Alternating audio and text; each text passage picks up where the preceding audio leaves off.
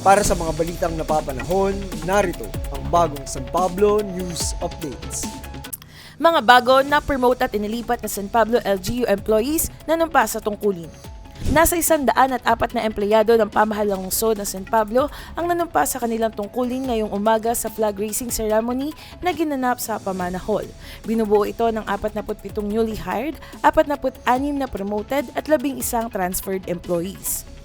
Ayon kay Mayor Najib Biga Pangada, dumaan sa tamang prosesong lahat ng kawani at ang mga desisyon ay objective, walang palakasan at nakabatay sa performance at karanasan.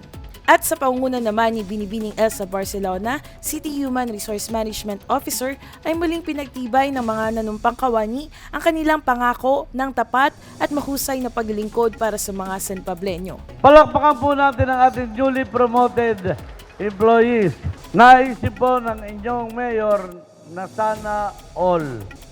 Kaya po, huwag niyo pong iisipin na kayo ay na-left out, na kayo po ay kaya hindi na-promote dahil sa kayo mahina, na dahil sa kayo ay hindi malakas sa inyong mga department heads at sa inyong mayor.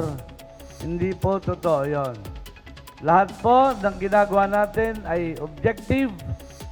Wala pong palakasan, wala pong kinikilingan, at kayo po ay nagdaan sa talagang evaluation process para po kayo ay ma-promote. Maging sa ating pong DLSP, yung ating mga guro, sang araw po ako inanyayahan din para magpasalamat na hindi naman dapat pagkat they deserve to be promoted. Ang dami po nila at sila po sa pangunguna ni Dr. Villacruel ay nagkaroon po ng promotion. Palakpakan po natin yung ating mga newly promoted teachers. Palakpakan po naman natin yung ating mga na-promote. Pagkat kayo po'y darating din dyan, kayo naman po ang aming papalakpakan. Pagka kayo na-promote. Sabi ko nga po doon sa ilang kawani na lumalapit sa akin for promotion, tapos hindi na-promote. Pagdating ng evaluation, dinidiscuss namin yan, bakit hindi na-promote? Bakit nirecommend ako hindi na-promote? So may dahilan. So either tardiness, absenteeism, insubordination, etc., etc., etc.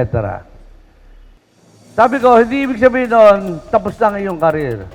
Ang ibig sabihin nun, magsisimula ka ulit ngayon.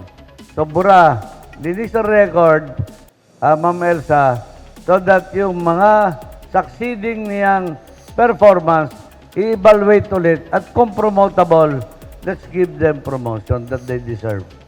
Okay po? So, ganun po mga kapatid. We try to be fair and square. Ito si Eira Diaz mula sa City Information Office para sa bagong San Pablo News Updates.